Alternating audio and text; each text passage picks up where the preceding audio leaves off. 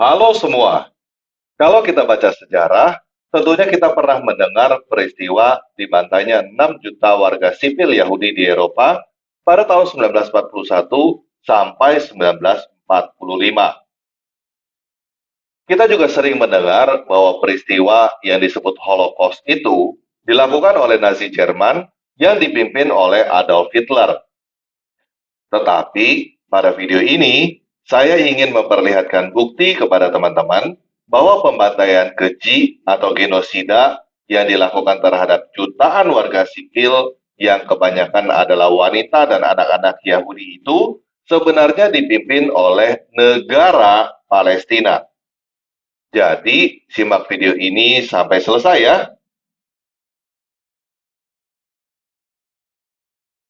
Nah, satu hal yang perlu kita perhatikan di sini adalah tahun. Pembantaian 6 juta warga sipil Yahudi di Eropa terjadi pada tahun 1941 sampai 1945. Kita semua di Indonesia mendengar tahun 1945 tentunya akan langsung teringat pada kemerdekaan Indonesia.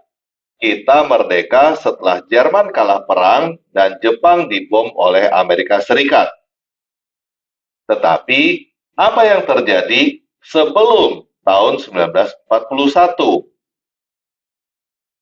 Sebelum 1941, terjadi deportasi orang Yahudi besar-besaran dari Eropa oleh Nazi Jerman.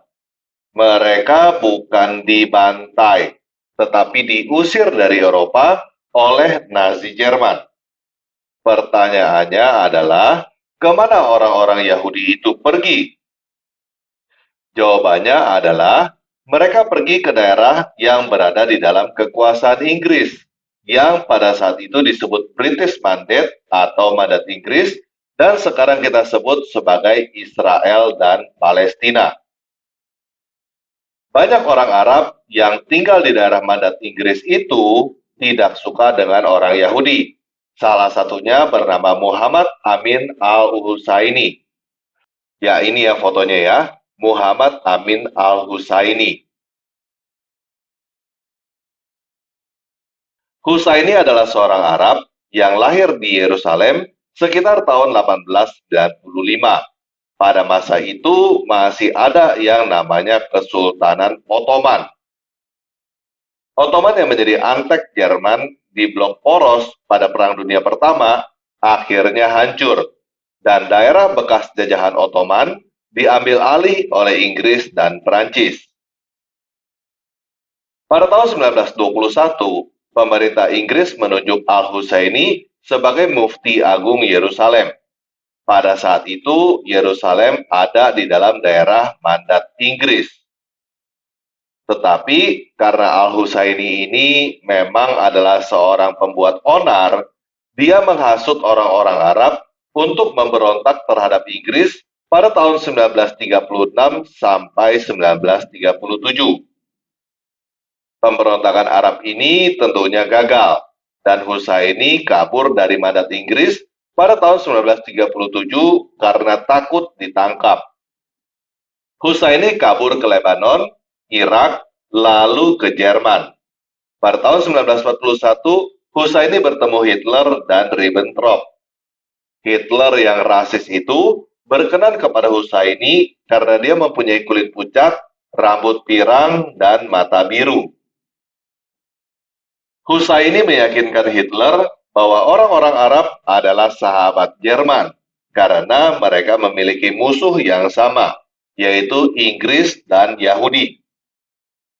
Setelah itu, Husaini bekerja sebagai antek Jerman di salah satu stasiun radio Jerman berbahasa Arab. Dia bertugas untuk merekrut orang-orang Arab supaya mau menjadi tentara Jerman. Sebagai antek Nazi Jerman, Husaini dibayar kira-kira 12 juta US dollar per tahun atau kira-kira 185 miliar rupiah per tahun dengan kurs bulan Februari 2024. Selain merekrut orang-orang Arab, Husaini juga menghasut Nazi untuk membantai warga sipil Yahudi dengan alasan supaya negara-negara Arab mau membantu Jerman melawan sekutu. Motivasi Husaini yang sebenarnya adalah untuk menghentikan deportasi Yahudi ke Mandat Inggris. Husaini sangat benci kepada Yahudi sampai ke ubun-ubun tanpa alasan yang jelas, selain alasan diwajibkan oleh agama si Husaini yang memang penuh dengan kebencian. Akhirnya Husaini mendapat ide, lebih baik warga sipil Yahudi mati di Eropa daripada hidup di Mandat Inggris. Itu sebabnya Holocaust dimulai pada tahun 1941 karena Husaini menghasut Nazi Jerman untuk membantai warga sipil Yahudi yang kebanyakan adalah wanita dan anak-anak itu. Nah, sekarang kita sudah tahu bahwa pembantaian terhadap 6 juta warga sipil Yahudi yang kebanyakan adalah wanita dan anak-anak itu dipicu oleh hasutan seorang Arab yang lahir di Yerusalem bernama Muhammad Amin al-Husaini. Pertanyaannya, kenapa saya berkata orang-orang Yahudi itu dibantai oleh negara Palestina? Jadi begini, kita melihat bahwa negara Indonesia ini sangat mendukung kemerdekaan Palestina. Kalau kita mencari tahu kenapa Indonesia mendukung kemerdekaan Palestina, alasan pertama yang akan kita dapatkan adalah jawaban klise karena Undang-Undang Dasar Negara Indonesia mendukung kemerdekaan segala bangsa. Ini ya, teman-teman bisa cari sendiri buktinya ya. Ini adalah jawaban klise yang munafik, karena Indonesia tidak mendukung kemerdekaan bangsa-bangsa lain seperti Taiwan, dan bahkan Indonesia sendiri pernah menjajah Timor Leste. Jadi, kenapa Indonesia begitu getol mendukung kemerdekaan suatu daerah bernama Palestina? Kalau teman-teman membaca secara teliti dari berbagai sumber, seperti dari Kemenak, Universitas Islam Negeri, dan berbagai situs web Islami, teman-teman akan mendapatkan jawaban yang kompak, karena Palestina adalah negara pertama yang mengakui kemerdekaan Indonesia. Ya, kita lihat ya, ini buktinya ya. Ini dari Kemenak. Kenapa Indonesia selalu membela Palestina? Ini penjelasan Kemenak. Kita lihat di sini.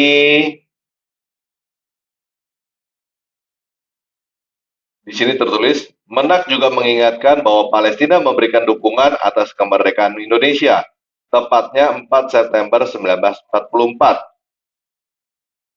Kita lihat di sini. Ini dari Universitas Islam Negeri Raden Intan Lampung.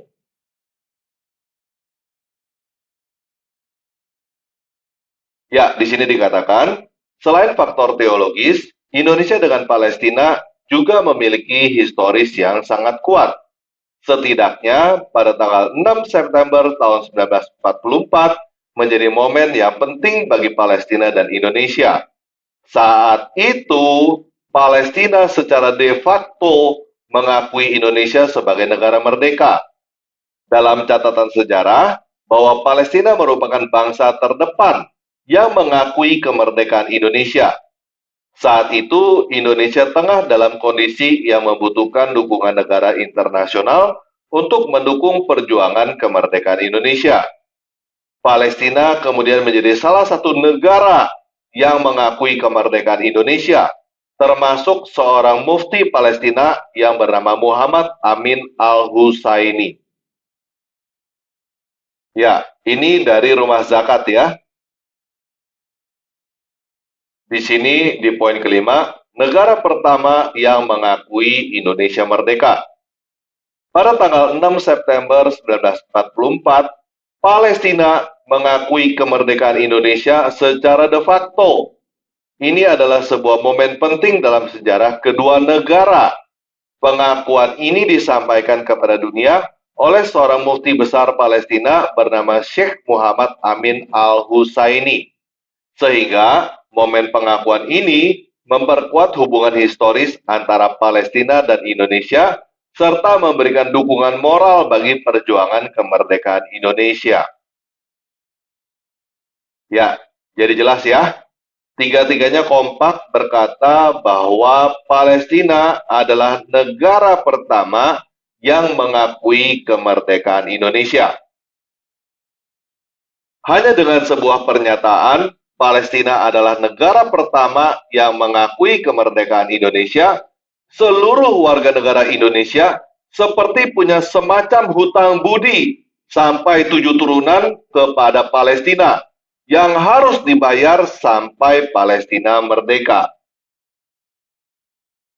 Namun kalau kita perhatikan artikel-artikel itu, negara Palestina mengakui kemerdekaan Indonesia pada tanggal 6 September 1944. Tahun 1944 itu Indonesia belum merdeka dan Palestina juga bukan sebuah negara. Pada saat itu Palestina masih merupakan daerah kekuasaan mandat Inggris. Klaim yang luar biasa, bukan?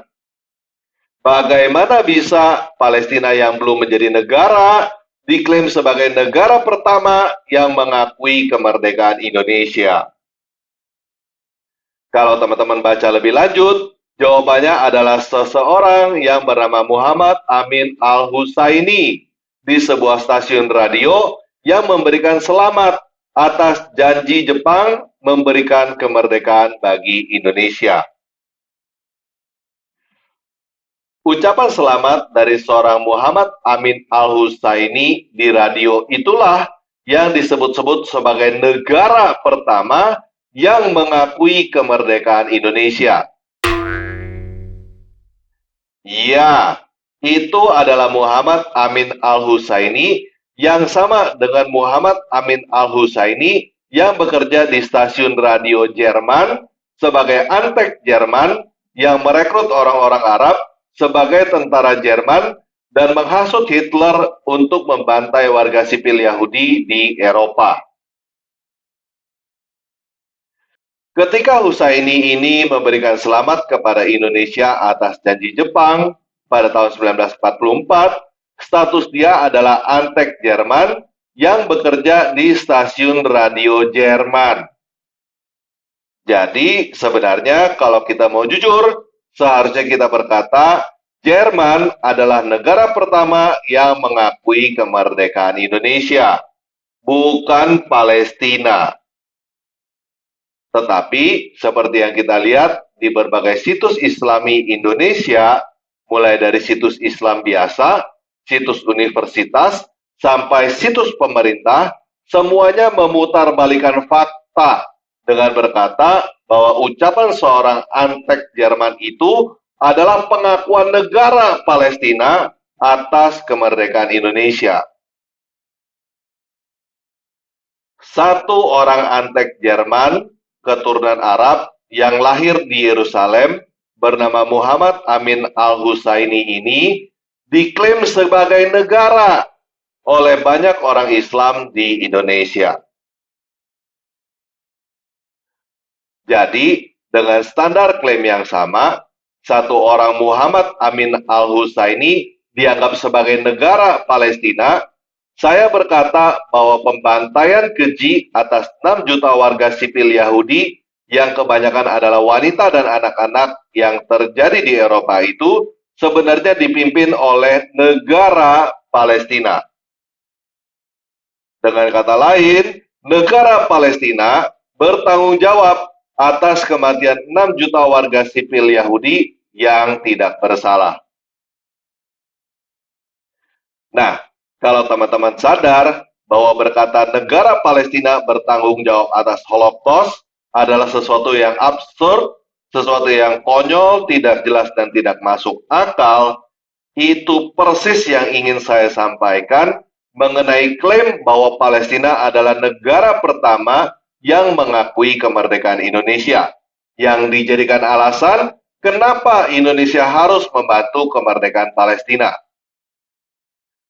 Muhammad Amin Al-Husaini hanyalah satu orang antek Jerman keturunan Arab yang lahir di Yerusalem, bukan negara Palestina. Palestina tidak punya kontribusi apapun dalam kemerdekaan Indonesia. Indonesia merdeka karena Jepang dibom oleh Amerika. Indonesia merdeka karena Jerman dan blok poros yang didukung oleh Palestina dan negara-negara Arab kalah dari sekutu. Kalau Jerman dan Jepang yang didukung oleh Palestina dan negara-negara Arab itu tidak kalah dari sekutu, kemungkinan besar sampai hari ini Indonesia masih dijajah oleh Jepang. Jadi, Indonesia tidak punya alasan untuk membalas budi kepada Palestina dengan membela kemerdekaan Palestina karena klaim Palestina adalah negara pertama yang mengakui kemerdekaan Indonesia adalah klaim dusta. Oleh sebab itu, saya berharap kita semua sadar. Saya berharap Indonesia berhenti menjadi negara bodoh yang dihasut oleh penipu dengan menggunakan sentimen agama. Kita bukan orang Arab, dan kita juga bukan orang Yahudi. Kita tidak perlu membela Israel, dan kita juga tidak perlu membela Palestina. Tetapi kita perlu menjadi penengah yang non-blok, supaya kita membela perdamaian. Oke, sekian video kali ini. Yesus Kristus memberkati.